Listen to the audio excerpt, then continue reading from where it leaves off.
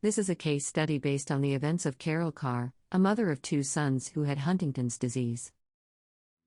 A debilitating disease is a trial not just for those who contract it, but for everyone else in the family as well. From John Blackstone now, an unblinking look at a particularly cruel disease and the full gamut of human reactions that its onslaught can provoke. I'm so sorry. If you have heard of Huntington's disease at all, it may be because of Carol Carr, the 63-year-old mother who killed her 2 bedridden sons in a Georgia nursing home. She shot them, she says, to stop their suffering with the disease. As Carr awaits trial for murder, her tragedy has given new urgency to the mission of Chris Furby. When I heard about the case, I kept saying to myself, I want to do something. He is caretaker of a municipal park in Marin County, California. But his real work these days is to make others understand Huntington's, an incurable inherited disease that haunts the families of some 250,0und Americans. Huntington's is the disease that cut short the life of folk singer and songwriter Woody Guthrie, who died in 1967. Chris is convinced that Carol Carr was led to her desperate act because the world around her doesn't comprehend the unique torment of Huntington's.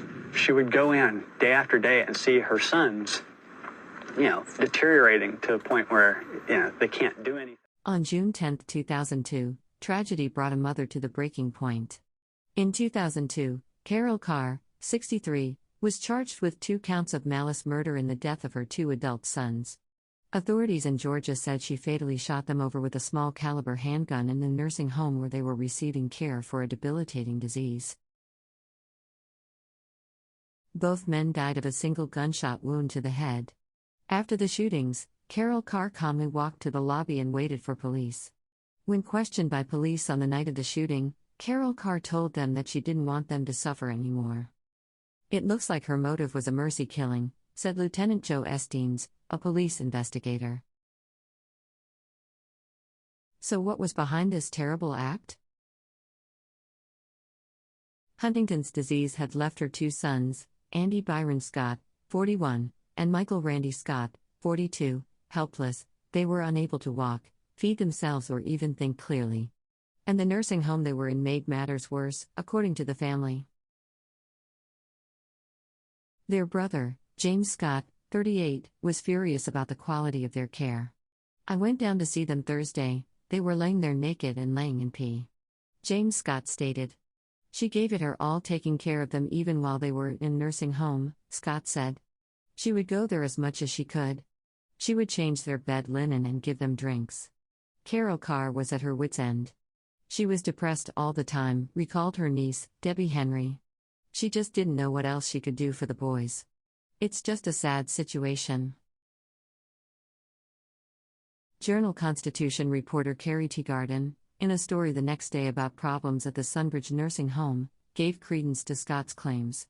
The Griffin nursing home where Carol Carr allegedly killed her 2 terminally ill sons has a long history of understaffing, poor care, and dangerous conditions, state inspection records show, she wrote.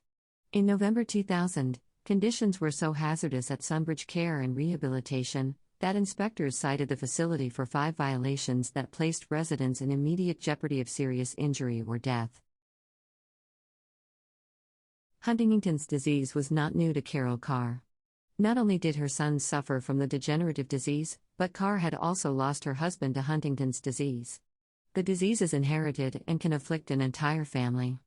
By midlife, some sufferers find it drains their bodies and minds of control. When her husband died, in 1995, her oldest sons, Randy and Andy, who were in their 30s, had the disease. Carr turned her life toward their care, doling out medicine, feeding and bathing them, getting them to the bathroom, coping with Randy's violent moods. When she could no longer do those things by herself, she placed her sons, reluctantly, in a nursing home. Relatives say she was consumed by guilt for having brought them into the world. Huntington's disease first appeared in the mother of Carr's husband. She passed it to a daughter who died from it, a son who committed suicide when he learned that he had it, and Carol's husband, Hoyt Scott. Eventually the disease left Hoyt, a factory worker, unable to move, swallow, talk or think. He died in 1995. By then, Carol's oldest sons, Randy and Andy, both had the disease. James Scott of Hampton, Carr's only remaining son, who also suffers from Huntington's, said his mother acted out of love, and not out of malice. Watching the boys suffer in agony for 20 years really took its toll on both him and his mother. I sat there and watched them with bed sores, he said. It's just a miserable way to live. They couldn't talk. They couldn't communicate with each other. They would mumble. Carr pleaded guilty to assisted suicide and was sentenced to 5 years in prison. After serving 21 months, she was released on parole in 2004. The parole board mandated that she was prohibited from serving as the primary caregiver to James. They also stipulated that Carr must receive mental health counseling during her period of supervision. Huntington's disease is actually one of the most diabolical of all diseases, because it affects everything that makes you human, said Nancy Wexler, a professor of neuropsychology at Columbia University in New York who has spent years researching the disease, searching for a cure.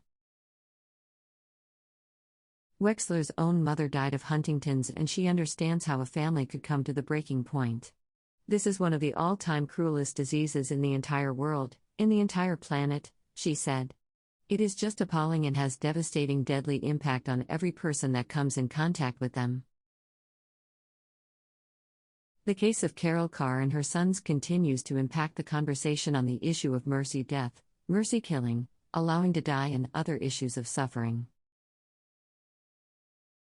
Some questions.